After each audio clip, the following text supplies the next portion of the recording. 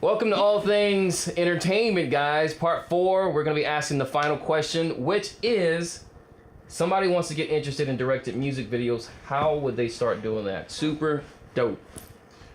Wow. Well, grab a camera and start shooting. That's the short version of it. Okay, cool. That's it. We got You need music first and all that stuff. I mean, again, this was my age when I start creeping in. Well, today is the technology is readily available. Mm-hmm. You can get started. Now, I think, how can you be a good director? Yeah. You know what I'm saying? Maybe that's the people really distinction. pay you some good money. Yeah. right. Is to learn, is to really understand what it is. You got to learn film, and the process of filmmaking. Watching a lot of music videos, practice a lot. You know, if you're a budding director out there, you're not dope when you start. Don't even think about it. You're really whack. It's good in your mind, but you really whack. And everybody, I can tell when your editing style is juvenile. But I say that, but to help you. But what you can do is, before you start billing and charging people, do it for free. And that's how you learn. You Okay. do it for free or very little money. And don't put director in your name first, because you earn that title. There you Right. go. And you shoot it for free until you learn. Okay. Until you find your eye, until you find your vision. Now, not all directors are shooters. Okay. Maybe you're horrible at shooting, but you got a great concept. Right. Now what you have to learn is how to get everybody else to believe your concept, how you disseminate information out to everybody, to a DP, to your lighting crew, and help and to the client, your Gotcha. client. Yeah. Now everybody think, oh, I gotta grab a camera. That helps you out, you know, when you learn and your pacing and stuff like that. Yeah. But you may be a horrible shooter. That may not be you. Right? But you have a creative mind. Yeah. Not all directors are good camera operators. Gotcha. That's why they have cinematographers. Gotcha. That's true. And so, does that lessen your creativity? No. Gotcha. You have to find your voice and be able to tell people how your voice are. Learning how to put together a treatment. Yeah. Learning other people's jobs, even though you're not good at it. Learning what a DP is. Learning what your producer is. Learning every aspect of what it is to produce a video. Gotcha. Okay, so now, you got a camera, you want to shoot your friends, shoot people coming up. You do those things, and you learn, and mimicry. You see this video you see, try to copy it as much as possible. People say, oh, I don't want to copy.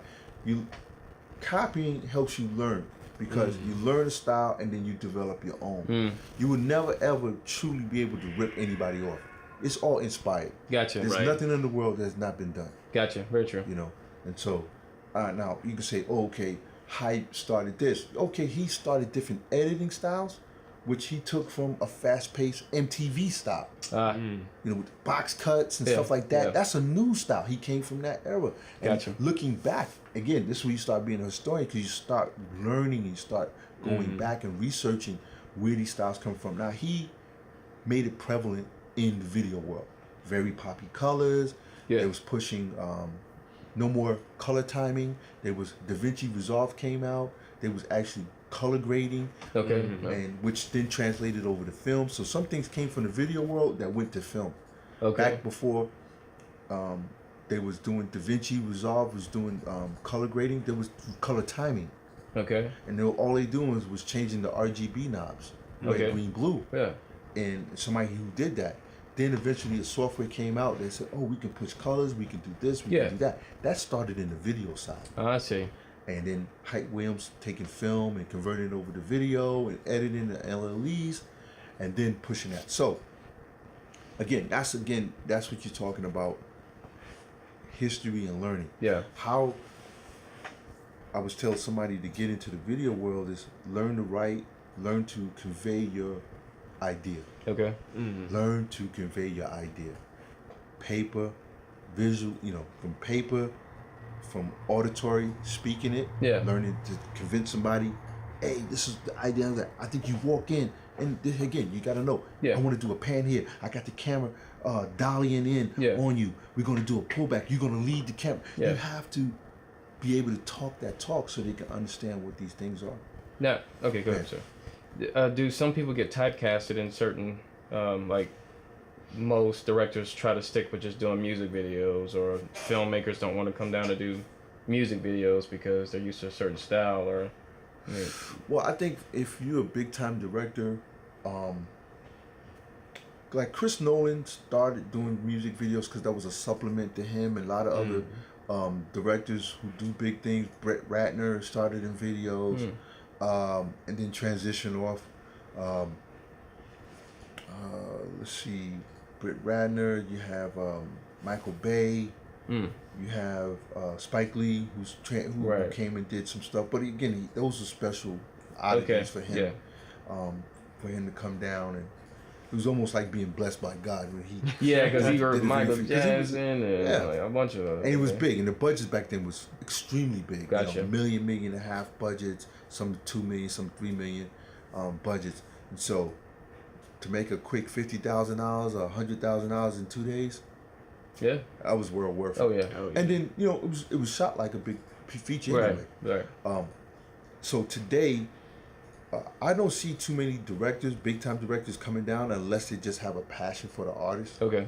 And they may have came from film, video, like Chris Cunningham, Spike Jonze came from video, then went on to do film. Yeah. Michelle Godry started in videos, went on to do film. Yeah. Those guys, and they will come back to film. Gotcha.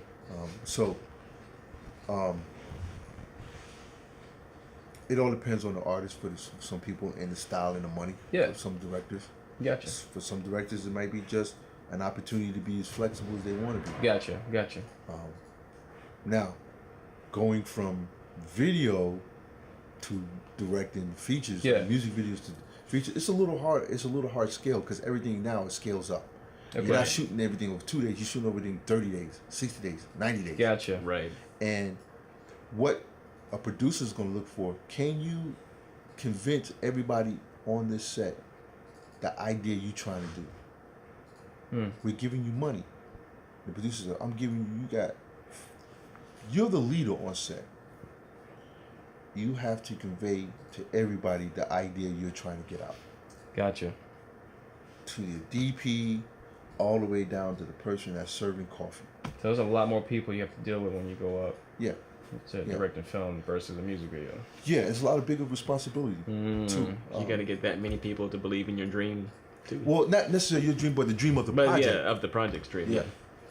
So if I don't, again, I'm not a writer per se. I'm just a story. I sparked the idea and I work with other writers. Yeah. So I believe in it because I see the passion and I know how to visually, I know how to convey visually what I want to another DP. Makes sense.